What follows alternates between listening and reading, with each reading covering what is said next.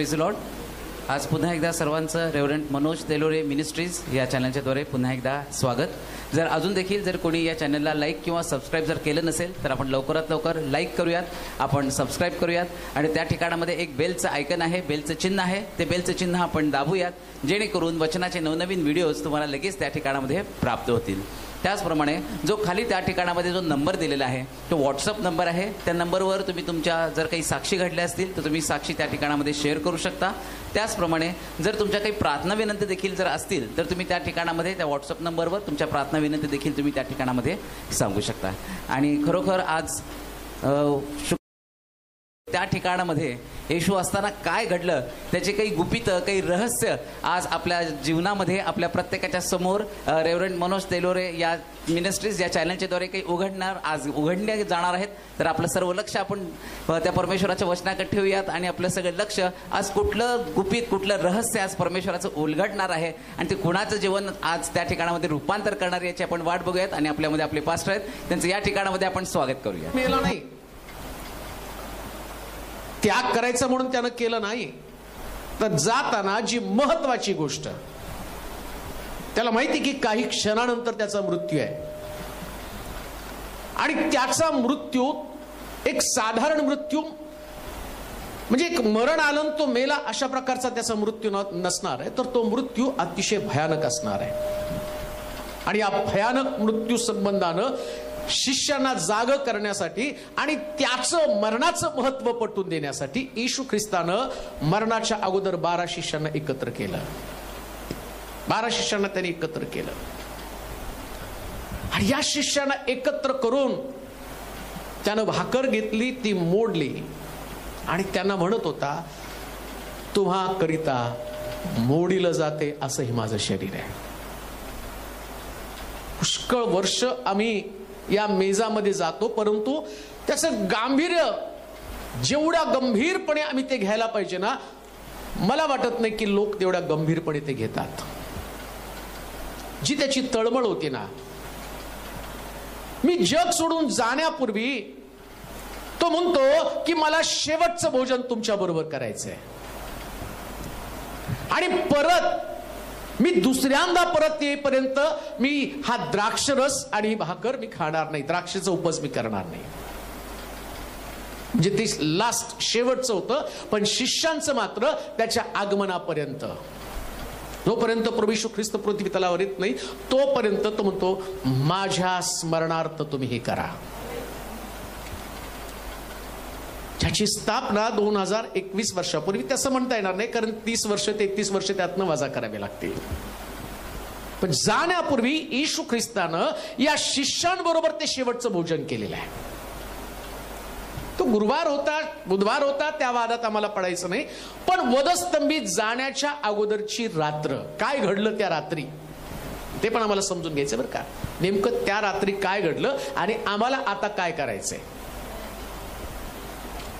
आणि मग या पौलाला त्यातलं गांभीर्य समजलं ना, मग पौल काय म्हणतो माहितीये का, याच तो कोणी अयोग्य प्रकारे भाकर खाऊ नये अथवा हा प्याला पिऊ नये. पौलाला समजलं ते गांभीर्य. बऱ्याच लोकांना असं वाटतं की आजचा दिवस म्हणजे दृढीकरणाचा दिवस आहे, आजचा दिवस मग तो माऊंदी गुरुवार. लोकांना ते माऊंदी या शब्दाचा अर्थ माहित नाही. पुष्कळ लोक, मला लहानपणी आणि मला वाटायचं की माऊंदी गुरुवार म्हणजे येशूने मौन धरलं, तो काही बोलला नाही म्हणून तो मौंदी गुरुवार. पण आपण त्याच्याकडे नंतर जाणार आहोत. पण आज प्रभू वचनाकडे आम्ही जाणार आहोत आणि ते आम्हाला घ्यायचंय. आपण एवढी वर्ष नाही घेतली, परंतु माझ्या डोक्यामध्ये आलं की त्यातलं महत्व लोकांना पटलं जावं. तसं जेव्हा जेव्हा आपल्याला वाटतं तेव्हा आपण घेतो येशूच्या स्मरणार्थ हे करण्यासाठी. परंतु त्या दिवसाचं महत्व काय, इम्पॉर्टंट काय, त्यानं वेदना काय, त्यानं त्रास भोगल्या आणि ते किती महत्वाचं होतं ते समजावून घेणं. म्हणजे आज जास्त तुम्ही मेजाकडे याल ना, जास्त तुम्ही ते भावनिक होऊन तुम्हाला घ्यावं लागणार आहे. का माहिती का, भाकर घेऊन स्वतःचं शरीर, तो म्हणतो माझं शरीर मी मोडत आहे. हे तुमच्यासाठी मोडत आहे. कोणासाठी मोडत आहे? माझ्यासाठी, तुमच्यासाठी मला माहित नाही. पण ज्यास मी आज या मेजाकडे येईल ना, त्यास पहिल्यांदा ती टोचणी मला लागेल की माझ्यासाठी ख्रिस्ताचं शरीर मोडलं गेलं. आणि तू एवढ्या गंभीर गोष्टी बोलत असताना त्या रात्री काय घडलं आदल्या रात्री ना, त्या मला ते वाचताना माझ्या स्वतःची लाज वाटत आहे. मला स्वतःला धिक्कार करावासा वाटतो की येशू एवढ्या गंभीर विषयावरती बोलत आहे, परंतु ती घटना त्या दिवशी नाही बरं का, अजूनही तसंच घडत आहे. असं म्हणू नका, तुम्हाला कदाचित वाटेल त्या दिवशी शिष्यांनी ती घटना घडवली. नाही हो, आज 2021 वर्षानंतर तेच घडत आहे. तोच येहूदा, तेच 30 रुपयाला विकणं, तोच पेत्र 3दा नाकारणं, सेम आहे बरं का, काही फरक नाही त्याच्यामध्ये. मग येशू ख्रिस्त त्या रात्री माडीवरच्या खोलीमध्ये या 12 शिष्यांना एकत्र करून ते वलांडनाचं भोजन, वलांडनाचा कोकरा कापून त्या वलांडनाचा सण साजरा करताना त्या शिष्यांना शेवटचं भोजन. आजपर्यंत असं नाही की येशू ख्रिस्तानं वलांडनाचा सण साजरा केला नाही, सण तो दरवर्षी करत होता, पण तो सण त्या दिवशी स्पेशल होता. कारण दरवर्षी सण साजरा करताना यज्ञ पशु होता. येशू ख्रिस्त शिष्यांबरोबर 3.5 वर्ष शिष्यांबरोबर होता, म्हणजे त्यानं एकदाच सण साजरा केला नाही, तो नेहमी सण साजरा करण्यासाठी यरुशलेमेमध्ये जात होता. पण तो सण मात्र वेगळा होता. का? आता या सणाला कोकरा स्वतः प्रभू येशू ख्रिस्त होता. आता बेखमीर भाकर स्वतः प्रभू येशू ख्रिस्ताचं शरीर त्या ठिकाणामध्ये होतं, ज्याच्या संबंधाने मी पाहिलं वलांडनाचा सण कसा साजरा करावा. बेखमीर भाकर तिथं पाहिजे, निष्कलंक ख्रिस्ताचं शरीर, आणि ते शरीर भाकर म्हणून त्या ठिकाणामध्ये होतं प्रियांनो. आणि एवढंच नव्हे तर ते शिष्यांमध्ये ती भाकर वाटली जाणार होती. कशासाठी माहिती का? त्या भाकरीचं सामर्थ्य जगामध्ये त्यांनी घेऊन जावं. 12 शिष्यांनी ही भाकर खावी आणि जगाला ख्रिस्ताचं सामर्थ्य. ही भाकर साधी सुधी भाकर नव्हती, हे रक्त साधं सुद्धा रक्त नव्हतं. ज्यावेळेस त्यांनी हातामध्ये प्याला घेतला आणि तो प्याला हातामध्ये घेऊन तो म्हटला, तुमच्या करिता व बहुतान करिता ओतिलं जात आहे, असं हे माझं नव्या कराचं रक्त आहे, हे घ्या, या भाकरीतनं खा, या प्याल्यातनं तुम्ही प्या. परंतु या भाकरीतनं खाण्यासाठी, या प्याल्यातनं पिण्यासाठी नीट ऐका, शिष्यांना त्याच्याबरोबर पुष्कळ लोक होते, नीट ऐका. चमत्कार करण्यासाठी, जेवणासाठी, प्रार्थनेसाठी पुष्कळ लोक येशू बरोबर होते, परंतु भोजन करण्यासाठी फक्त त्यांनी 12 लोकांना घेऊन गेला. 12 लोकांना त्यानं त्या भोजनामध्ये सहभागी करून घेतलं, कारण तो तेवढाच गंभीर अशा प्रकारचा मेज होता. म्हणून पौल म्हणतो, यास तो कोणी अयोग्य प्रकारे भाकर खाऊ नये अथवा प्याला पिऊ नये. जो अयोग्य प्रकारे भाकर खातो अथवा प्याला पितो, प्रभूचं शरीर व रक्त या संबंधानं तो दोषी ठरतो. आजचा दिवस जगामध्ये प्रभू भोजनाचा विधी म्हणून लोकांना असं वाटतं की आज प्रभू भोजन घ्यायला पाहिजे. अहो, पण कसं घ्यायला पाहिजे? त्यानं चुकीच्या पद्धतीने घेतलं ना. यहुदा 12 एक होता, त्यानं चुकीच्या पद्धतीने घेतलं. त्याच्या अंतःकरणामध्ये येशूला धरून देण्याच्या कल्पना, कपट नीती त्याच्यामध्ये होती. कारण येशू स्वतः त्याला म्हटला, साहेब यहुदा, जा तुझं काम तू कर. तो मेजामध्ये होता, 12 शिष्यांपैकी तो होता, परंतु त्याला या मेजाचं गांभीर्य नव्हतं, त्याला ख्रिस्ताच्या शरीराचं गांभीर्य नव्हतं. तो बाकीचे लोक घेत आहेत त्याच पद्धतीने तो त्या मेजामध्ये सहभागी झाला आणि त्याचं अंतःकरण येशूनं पारखलं प्रियानो. पण येशूनं त्याला प्रतिबंध केला नाही बरं का. तर खा या भाकरीतनं, खा या प्याल्यातनं. काय प्रभूला असं करण्यामागे धारणा होती, काय योजना होती? तो म्हटला, न जाणो कदाचित हा द्राक्षरस आज जाईल, ही भाकर आज जाईल, माझं रक्त आज जाईल, माझं शरीर आज जाईल, तर ते काम करणार. काम केलं पण हा. 30 रुपये त्यानं घेतले आणि फेकून टाकले. का? कारण या भाकरीनं जरी ख्रिस्ताला त्यानं विकलं ना, तरी त्याला पश्चाताप करायला भाग पाडला. आणि मग प्रभुभोजन घ्यायचं. पण प्रभुभोजन घेतल्यानंतर जी जबाबदारी, कोणतं? पेत्र जसा ख्रिस्ताला मरेपर्यंत त्याच्या संगती राहिला, तसं मरेपर्यंत ख्रिस्ताबरोबर चालणं म्हणजे प्रभुभोजन घेणं. असं नाही मी आज घेतलं ना उद्या सोडून दिलं. मग तो म्हणतो खाण्यानं आणि पिण्यानं आपणावर. तुम्हाला काय वाटतं रक्त असं सुटेल का? ही भाकर तुम्ही खाल आणि तुम्ही मोकळे व्हाल, वाटेल तसं तुम्ही वागायला मोकळे व्हाल? मुळीच नाही. वाचा, मला वाटते करंथीकराचं पहिलं पत्र 11वा अध्याय आणि त्याची 23 पासून.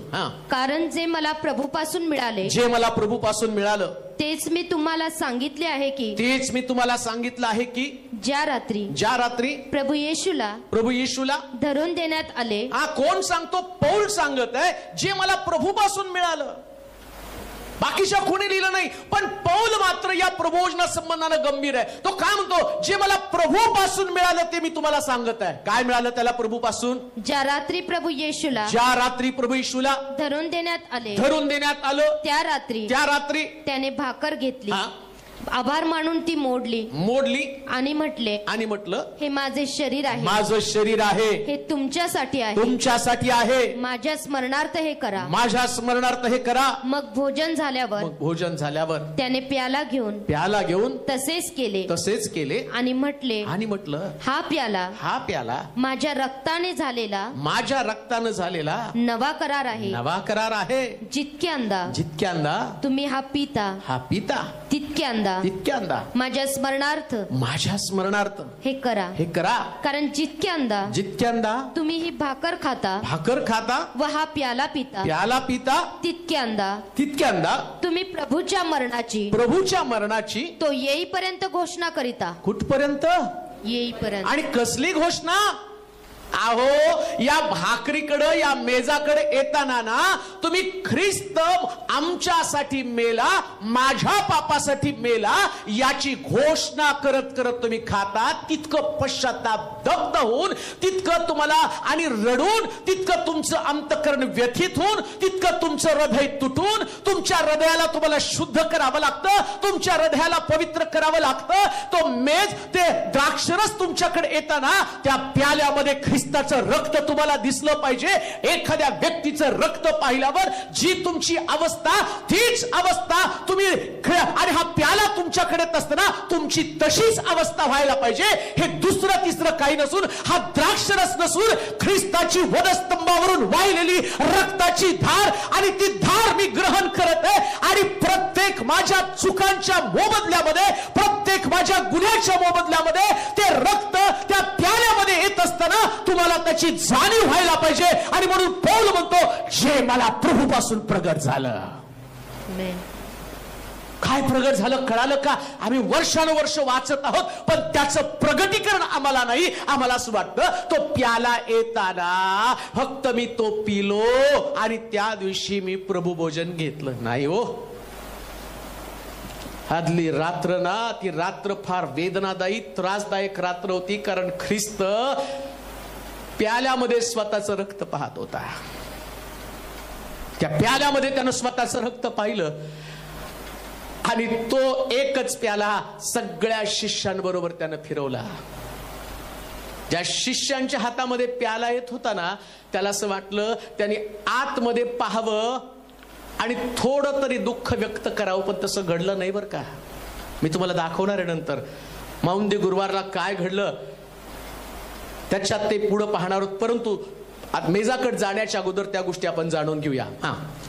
म्हणून जो कोणी अयोग्य प्रकारे ही भाकर खाईल अथवा प्रभूचा प्याला पिल तो प्रभूचे शरीर व रक्त या संबंधाने दोषी ठरेल. म्हणून माणसाने आत्मपरीक्षण करावे. मग आत्मपरीक्षण करावं आणि मग त्या भाकरीतून खावं व त्या प्याल्यातून प्यावं. कारण त्या शरीराचे मर्म ओळखल्याशिवाय जो खातो व पितो तो खाण्याने व पिण्यानं आपणावर दंड ओढावून घेतो. कसला दंड ओढावून घेतो? तुम्हामध्ये पुष्कळ जण दुर्बळ व आजारी आहेत आणि बरेच निद्रेत आहेत. आणि बरेच जण निद्रेत म्हणजे मेलेले आहेत. याचे कारण हेच. कोणतं कारण? चुकीच्या पद्धतीनं हा प्याला घेणं. आज जर तुम्ही बघितलं, जगातल्या सगळ्या चर्चेसमध्ये प्रभोजनासाठी गर्दी आहे. जे वर्षभर तुम्हाला कुठं दिसणार नाही, पण प्रभुभोजनासाठी मात्र त्यांची गर्दी असेल. का? कारण ते म्हणतात तो आदला दिवस खूप महत्वाचा आहे. पण आदला दिवस तुम्हाला मारून टाकणारा दिवस आहे. खाण्यानं आणि पिण्यानं तुमच्यावर दंड उडावेल असं बायबल सांगतं. सो कुणी या भाकरीचं, या प्याल्याचं मर्म ओळखत नाही. मर्म ओळखणं म्हणजे अंतःकरण तपासणं. यास्त मनुष्यानं आत्मपरीक्षण करावं. कशाचं आत्मपरीक्षण करावं? एवढं त्यानं रक्त सांडलं, मी त्याच्या रक्ताची लायकी कशी टिकवून ठेवलेली आहे. चांगल्या शब्दामध्ये नाही समजणार. ख्रिस्तानं सांडलेल्या रक्ताची लायकी, त्याची पात्रता, त्याची योग्यता मी कशा पद्धतीने पायदळी तुडवत आहे, मी कशा पद्धतीनं या भाकरीला, या शरीराला, या रक्ताला दोष लावण्याचं काम करत आहे. कशा पद्धतीनं ख्रिस्ताचं बलिदान तुच्छ मानत आहे.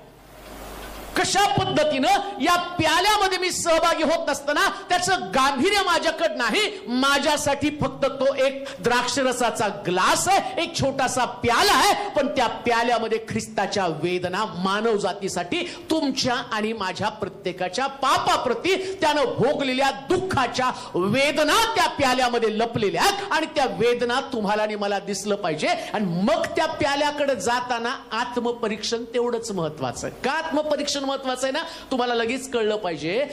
सगळं कुशीमध्ये त्याच्या भाला भोसकल्यावर पाणी आणि रक्त, शेवटचा थेंब पण त्यानं तिथनं काढला. हा प्याला येताना कळलं पाहिजे त्यानं सगळं रिक्त केलं. मी रिक्त झालो का?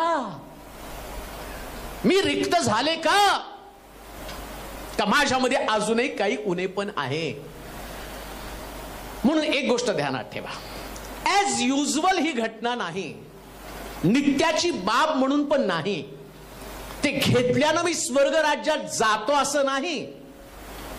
लिहिलंय त्याच्यामध्ये, जो या भाकरीतनं खात नाही, या प्याल्यातनं पित नाही, त्याला देवाच्या राज्याचा. म्हणून तुम्ही त्यातनं घेत असाल चुकीच्या पद्धतीनं, तर मग दंड पण तेवढा जबरदस्त तुमच्यावरती असणार आहे. कान देऊ नाही का? कान देऊ नाही का? नेहमी या प्याल्याकडे येण्याच्या अगोदर माझ्या स्वतःचं चिंतन करणं, माझ्या हृदयामध्ये मला डोकावणं, माझं हृदय साफ करणं, माझं अंतःकरण साफ करणं आणि गंभीरपणे ख्रिस्ताकडे जाणं मला गरजेचं आहे. म्हणून आज प्रभूच्या मेजाकडे येताना, माहित नाही मी याच्या अगोदर कधीच एवढं तुम्हाला डिटेलमध्ये सांगितलं नाही, पण मला असं वाटलं की जगाला पण ते कळावं. परवा कोणीतरी एका व्यक्तीने मला फोन करून सांगितलं, तो ते चुकीचं आहे पण तरी मी तुम्हाला सांगतो. एक व्यक्ती मला फोन करून काय म्हटलं माहिती का? मी अनेक लोकांचे संदेश ऐकले, जगातल्या नामवंत लोकांचे उपदेश मी ऐकले, पण मला असं वाटतं तुम्ही या पृथ्वी तलावरच्या व्यक्तीने तुम्हाला देवानं स्वर्गातनं पाठवलं का? कारण तुमच्याकडे सगळी रहस्य भरलेली आहेत. पौल काय म्हणतो माहिती का? हे मला देवानं प्रगट केलेलं आहे. मी त्याला म्हटलं, बाबा माफ कर मला, तू बोलतो ते चुकीचं आहेस. स्वर्गातनं प्रभू येशू ख्रिस्ताशिवाय कोणी खाली आलं नाही. पण त्याच्यात तो म्हटलं, तुम्हाला माझ्या बोलण्याचा उद्देश नाही समजला. तुम्हाला सगळ्या गोष्टी देव प्रगट करत आहे आणि म्हणून ही पण गोष्ट देवच प्रगट करत आहे जगाला समजण्यासाठी. काय समजावं माहिती का? यातलं गांभीर्य, यातलं गांभीर्य. किती गंभीर विषय तो आहे. आम्ही एक फॉर्म्युला तयार करून ठेवले लोकांनी. एक फॉर्म्युला, एक पद्धत आहे. त्याचं गांभीर्य लोक विसरून गेलेले आहेत. ते खूप कॅज्युअली घेत आहेत. नाही तो प्रबोधनाचा दिवस आहे, पण प्रिपरेशन कुठे आहे? येशू ख्रिस्तानं खास तयारी केली म्हणून तुम्ही पाहाल तिथं विशेष तयारी त्यानं त्या ठिकाणात केलेली आहे. वलांडनाच्या भोजनाची त्याने तयारी केली असं लिहिलेलं आहे. 12 शिष्यांनी ती तयारी केली नव्हती. तुम्ही पाहाल पुढे, मी दाखवून देईल तुम्हाला. परंतु आज मात्र आमच्याकडे ती संधी आहे, कारण प्रभू येशू ख्रिस्त त्यांना तेवढं शिकवत बसला नाही. 3.5 वर्षामध्ये त्यानं सगळ्या गोष्टी त्यांना शिकवल्या, पण त्या दिवशी त्यांना ते शिकवत असताना त्यांची चित्त थाऱ्यावरती नव्हती. आज आम्ही सुद्धा कुठंतरी भरकटत चाललेलो आहोत. आम्ही देखील तिथं भरकटत चाललेलो आहोत. त्याच्याकडे आम्ही त्या गंभीर विषयाकडे जात नाही आणि तेवढं गांभीर्य आमच्याकडे नाही. म्हणून पौल काय म्हणतो, अयोग्य प्रकारे कोणी भाकर खाऊ नये अथवा हा प्याला पिऊ नये. जो अयोग्य प्रकारे भाकर खाईल अथवा प्याला पिईल तो प्रभूचं शरीर व रक्त या संबंधानं दोषी ठरेल. यास्तव मनुष्यानं आत्मपरीक्षण करावं, मगच त्या भाकरीतनं खावं, त्या प्याल्यातनं प्यावं. जर कोणी अयोग्य प्रकारे भाकर खाईल व प्याला पिईल तो प्रभूचं शरीर व रक्त या संबंधानं दोषी ठरेल. आणि म्हणून म्हणतो, तुमच्यातले कित्येक जण आजारी आहेत आणि कित्येक लोक निद्रेत आहेत. म्हणजे प्रभू भोजन चुकीचं घेतलं तर तुम्ही मरणाचा दंड उडवून घेतात. सॉरी, पण हेच वास्तव सत्य आहे. हेच वास्तव सत्य आहे. एका बाजूला तुम्ही वधस्तंभावरचा ख्रिस्त लटकलेला ख्रिस्त पाहताना दुसऱ्या बाजूला त्याचं रक्त ओरड करत आहे चुकीच्या पद्धतीने. जे लोक ख्रिस्ताला चुकीच्या पद्धतीने स्वीकारतात त्या लोकांसंबंधानं म्हटलं की तुम्ही आजारी आहात आणि तुमचे कित्येक जण निद्रित. मग आज प्रभूचा मेज आपल्याकडे आहे. आता मेजाकडे आम्हाला सगळ्याला जायचं आहे. पहिल्यांदा आम्हाला परीक्षण करणं गरजेचं आहे. परीक्षण पण सोपं आहे. यहुदानं केला तसा पस्तावा करून उपयोगाचं नाही.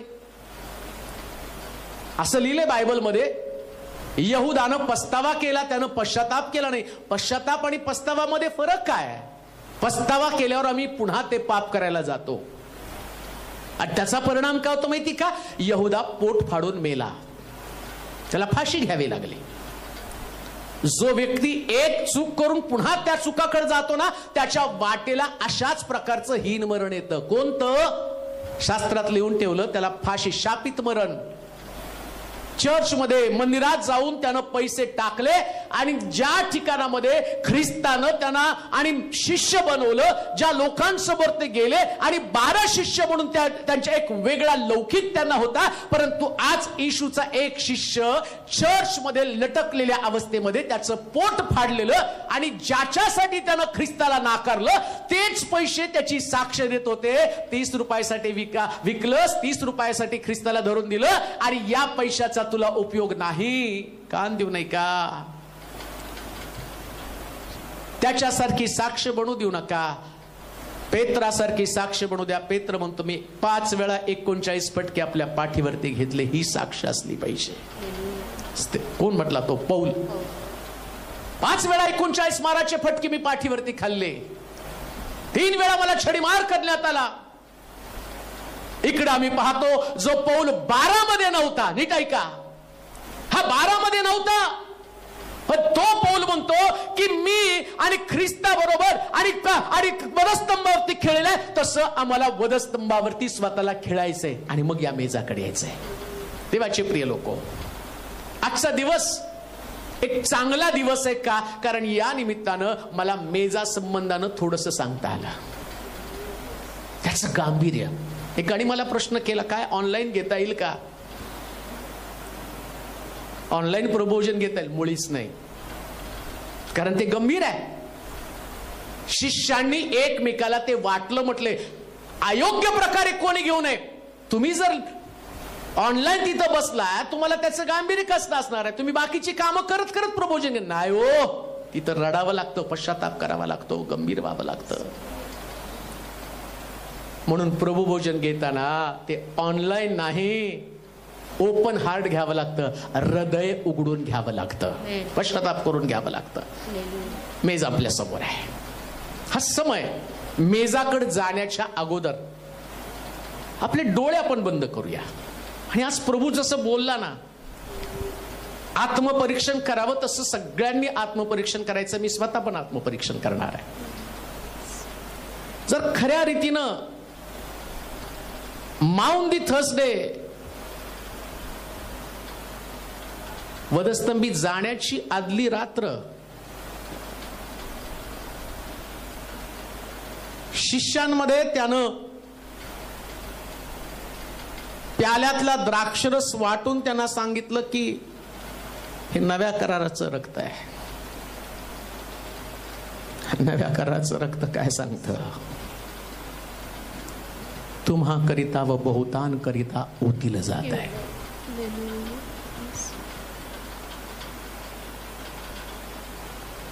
मेजाकडे येण्याच्या अगोदरच पौल म्हणतो तसं आपण आत्मपरीक्षण करूया. मला माहिती की आजचा दिवस खास दिवस आहे, विशेष दिवस आहे. प्रभू येशू ख्रिस्त मरण्याची अगोदरची रात्र म्हणून लोक याकडे पाहत आहेत. तो डेफिनेटली शुक्रवारी गेला नाही, त्या दिवशी तो गेला नाही आणि माउंदी थर्सडे पण नाहीये. परंतु तरी सुद्धा माउंदी गुरुवार लोक म्हणतात म्हणून आपण त्याला पाहणं पण गरजेचं आहे. आदल्या रात्री घडलं काय. मला नाही वाटत तुमच्यापैकी पण कोणाला माहिती असेल माउंदी या शब्दाचा अर्थ. माहिती का कोणाला माहिती असेल तर तुम्ही एकदम भाग्यवान लोक आहात, तुमचा अभ्यास चांगला म्हणावा लागला. मूळ जो माउंदी हा शब्द आहे तो लॅटिन शब्द आहे आणि या लॅटिन शब्दाचा मराठीमध्ये किंवा इंग्लिशमध्ये त्याचं भाषांतर जर केलं गेलं तर त्याला असं म्हटलं कमांड्स टू हिज डिसायपल. त्याच्या शिष्यांना दिलेल्या शेवटच्या आज्ञा. काय माउंदी थर्सडे मध्ये माहिती का, त्याच्यात प्रभुभोजन नाही. मुख्य गाभा काय माउंदी थर्सडे म्हणतो ना आम्ही, म्हणजे माउंदी गुरुवार त्याला म्हणतो. तर तो आज्ञा दिल्याचा गुरुवार तो किंवा तो दिवस आहे माउंदी थर्सडे. लॅटिन शब्द आहे तो माउंदी, MAUNDY, माउंदी. म्हणजे काय नेमकं या दिवशी घडलं. काय दृढीकरण झाले शिष्यांचे. अहो त्यांचे बाप्तिस्मे आधीच झाले. मग त्याने तिथं त्यांच्या जवळ त्यांना घेतलं आणि मग त्यांना भाकर दिली. आम्हाला त्याच्यामध्ये जायचं नाही, पण जाता जाता माउंदी थर्सडेचं मिनिंग काय ते तुम्हाला सांगणं गरजेचं आहे. मी फक्त आदल्या रात्री काय घडलं त्याच्यात ते सांगणार आहे, पण मुख्य त्याच्यातला भाग काय. लोक फक्त प्रभू भोजनापुरतं माउंदी थर्सडेला जातात. ते काय म्हणतात नाही का, आज माउंदी थर्सडे, आता चर्चला जायचं. कशासाठी जायचं. माउंदी थर्सडे म्हणजे शिष्यांना आज्ञा दिली. कोणती आज्ञा. एकच आज्ञा, तुम्ही एकमेकावर प्रीती करा. शेवटची आज्ञा. कोणती आज्ञा. एकमेकावर प्रीती करा. जशी मी पित्यावर प्रीती केली, पित्यानं माझ्यावर प्रीती केली, तशी तुम्ही एकमेकावर प्रीती करा. लक्षात ठेवा. आणि देवाचं प्रेम आमच्यामध्ये आलं पाहिजे, जगाचं प्रेम आमच्यातनं निघून गेलं पाहिजे. माउंदी थर्सडे म्हणजे काय. डिसायपलला दिलेली शेवटची कमांडमेंट. एकच कमांडमेंट, एकच आज्ञा. एकमेकावर जशी आपल्यावर प्रीती करता तशी आपल्या शेजाऱ्यावर प्रीती करा. सगळ्या बायबलचं सार एकच. माउंदी थर्सडेला काय केलं पाहिजे माहिती का. पहिल्यांदा एकमेकावर प्रीती करायला शिकलं पाहिजे. लस्ट नाही, वासना नाही. प्रीती म्हणजे मरण बर का. आणि येशूनं ते प्रॅक्टिकल तिथं दिलं. मरण्याच्या अगोदर त्यांना सांगितलं जशी मी तुमच्यावर प्रीती केली तशी तुम्ही एकमेकावर प्रीती करा. कशी ख्रिस्तानं प्रीती केली. प्राण देऊन. प्राणाची किंमत दिली. सगळं शरीर रिक्त केलं, त्याला प्रीती म्हटलेलं आहे. प्रीती म्हणजे देणं. काहीतरी द्यावं लागतं हो. काय दिलं त्या दिवशी देवानं. आपला प्रिय एकुलता एक पुत्र त्यानं वधस्तंभावर देऊन टाकला. काय माउंदी थर्सडेचं मिनिंग. प्रीती, एकमेकावर प्रीती. कशी प्रीती. ख्रिस्तानं आणि देवानं आमच्यावर केली तशी प्रीती आम्ही एकमेकावरती करावी. मग त्या प्रीतीमध्ये काय. देवानं आपला एकुलता एक प्रिय, ज्याच्याशिवाय तो राहू शकत नाही, जे त्याचं आवडतं, एकच गोष्ट लक्षात घ्या, एकच, ज्याच्याशिवाय देव राहू शकत नाही अशी एक गोष्ट. मग माउंदी थर्सडेला काय करायचं. एक डिसिजन असतो प्रियांवर. काय निर्णय असतो माहिती का. जे माझं प्रिय ते ख्रिस्ताबरोबर वधस्तंभावर लटकणार. बस. तुम्ही देवावर प्रेम करता ना. देवावर प्रेम करता. देवासारखं प्रेम तुम्हाला करता आलं पाहिजे. कोणतं प्रेम. मरणं, सुसाईड करणं नाही. ते लस्ट आहे. ती दुर्गंधी प्रीतीची. या प्रीतीमध्ये त्याग आहे. या प्रीतीमध्ये पावित्र्य आहे. या प्रीतीमध्ये शुद्धता आहे. या प्रीतीमध्ये जिंकणं आहे. या प्रीतीमध्ये देवावर प्रेम करणं आहे. म्हणून माउंदी थर्सडे म्हणजे देवाच्या आज्ञेचं पालन करणं. कमांड. शिष्यांना त्यांनी आज्ञा दिल्या. कोणत्या आज्ञा दिल्या? शेवटच्या दिवशी शेवटची आज्ञा, याच्यानंतर तो मरणार आणि स्वर्गरोह त्याचं होणार, पुनरुत्थीतून स्वर्गामध्ये घेतला जाणार. म्हणून या दिवसाला महत्व आहे. पण त्याच्याकडे आपण जास्त जाणार नाही. फक्त मला तुम्हाला माऊंदी थर्सडेचं मिनिंग सांगायचं होतं. मी तुम्हाला सांगितलं माऊंदी थर्सडे म्हणजे शेवटची आज्ञा. माऊंदी या शब्दाचा अर्थ येशूनं शिष्याला दिलेली आज्ञा. आज्ञा नाहीत बरं का, एकच आज्ञा, शेवटची आज्ञा. मग आता काय घडलं त्या रात्री? ती शेवटची रात्र होती. त्या शेवटच्या रात्री कोणत्या घडामोडी घडल्या की ज्या अजूनही जगामध्ये घडत आहेत, अजूनही जगामध्ये घडत आहेत. असं नाही की त्याच दिवशी घडल्या. बायबल सांगतं जो कोणी पाप करतो तो नव्याने ख्रिस्ताला वधस्तंभी देतो, म्हणजे नव्यानं परत त्या सगळ्या गोष्टी उकरल्या जातात. ज्या आदल्या रात्री घडल्या त्याच गोष्टी रोज आमच्या दैनंदिन जीवनामध्ये ते घडतं. सैतानाचं काम रोज रोज ख्रिस्ताला तुमच्या आणि माझ्यामुळं यातना व्हाव्यात, यातना देण्याचं काम करते. मग त्याच्यासाठी तो कोणाला तरी एकाला धरतो. जसं त्या दिवशी धरलं होतं बरं का. त्या दिवशी सैतानाने एकाला पकडलं, यहूदा त्याचं नाव. मग त्या रात्री काय घडलं? लुकाचं शुभवर्तमान त्याचा 22 अध्याय 1 ते 6 वचनं फक्त तुम्ही लिहून घ्या. आता स्टार्ट म्हणून आपण फक्त वाचणार आहोत, कारण मला थोडक्या वेळामध्ये 7 वाजेपर्यंत सगळं संपवायचंय. तर आपण थोडं थोडं पाहणार आहोत पटकन. पहिल्यांदा लुकाचं शुभवर्तमान 22 अध्याय 1 ते 6 वचन. यहूदानं केलेला विश्वासघात.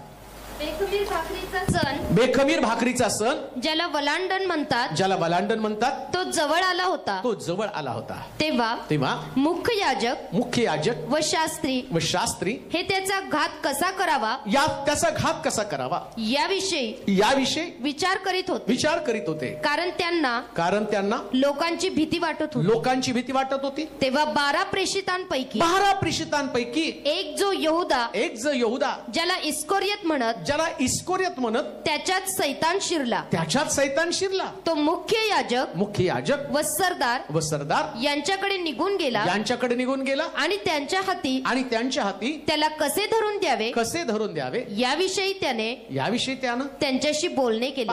वल्हांडणाच्या सणाची भोजनाची तयारी करत असताना इकडं येशूचे शिष्य भोजनाच्या तयारीला जात होते आणि इकडं यहूदा येशूला कसा धरून द्यावा याचा प्रयत्न करत होता. आम्ही पाहतो की 12 शिष्यांपैकी एकाला, सैतानाला एकाची गरज होती की ज्याला तो पकडून या येशूचा घात करण्यासाठी वापरणार होता. नीट ऐका, 12 शिष्य, बिलीवर्स, विश्वासणारे लोक, ज्यांचा बाप्तिस्मा झाला, ज्यांना निवडलं, ज्यांना वेगळं केलं, जे प्रभू बरोबर चालण्याचा निश्चय करत होते. परंतु 11 एवढे पक्के होते, या सैतानाला कोणत्याच याच्यामध्ये त्याला अडकवता येत नव्हतं. ख्रिस्ताला धरून देण्याच्या योजनेमध्ये त्यांना आणि अडकवता येत नव्हतं. पण यहूदा मात्र त्यामध्ये अडकला. कधी कधी आमच्याही जीवनामध्ये, आमच्या कुटुंबात, मंडळीमध्ये एक विश्वासणारा म्हणून मी जगत असताना या अनुभवात तर मी नाही ना.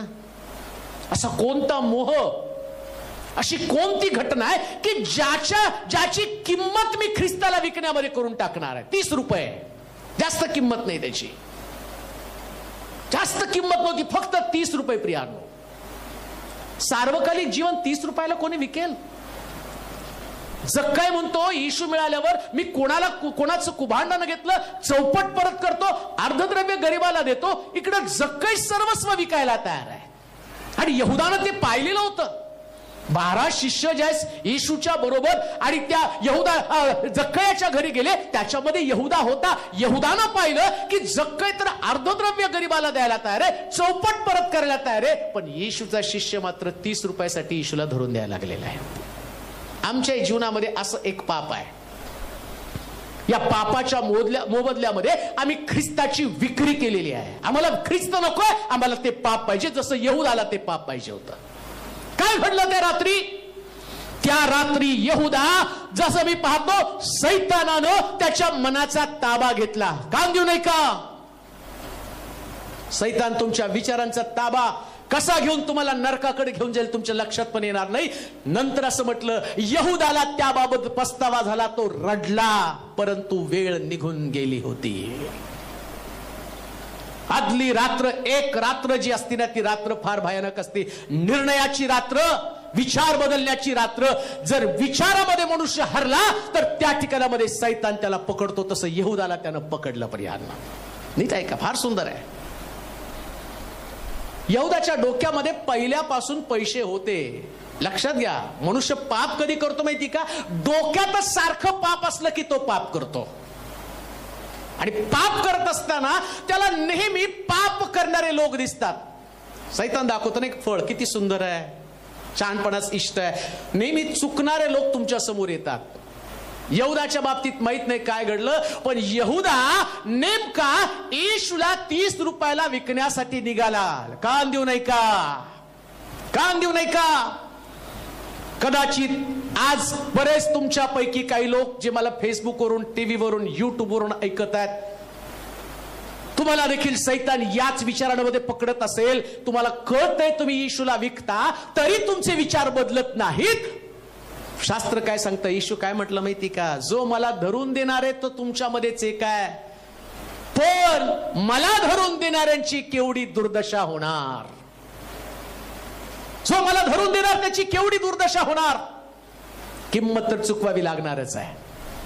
प्रभूने त्याला ते करू दिलं. धरून देतो, धरून दे. देवाची योजना आहे मला धरून द्यावं.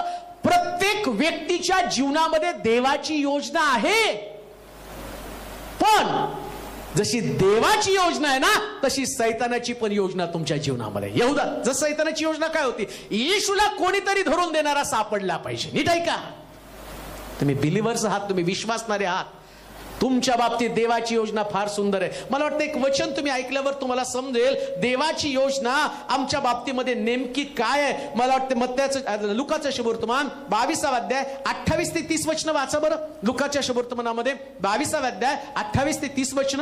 माझ्या परीक्षांमध्ये माझ्या बरोबर टिकून राहिलेले, माझ्या परीक्षांमध्ये माझ्या बरोबर टिकून राहिलेले तुम्हीच आहात. तुम्हीच आहात. जसे माझ्या पित्याने, जसं माझ्या पित्यानं मला राज्य नेमून दिले, मला राज्य नेमून दिलं, तसे मीही तुम्हास नेमून देतो. तुम्हास नेमून देतो. यासाठी की तुम्ही माझ्या राज्यात माझ्या मेजावर खावे व प्यावे. आता त्यानं प्रभू भोजन देताना त्यांना म्हटलं हा शेवटचा द्राक्षीचा उपज, यानंतर मनुष्याचा पुत्र परत द्राक्षीचा उपज पिणार नाही. त्यांना मेजाच्या बाजूला बसवलं आणि त्यांना सांगितलं ही भाकर का, हा प्याला प्या. आणि हे खात असताना त्यानं देवाची योजना, देवाचं तुमच्या बाबतीमध्ये असणारी सार्वकालिक योजना. जशी सैतानाची योजना काय होती? येशूला 30 रुपयाला धरून द्यावं. तसं येशूची योजना काय होती?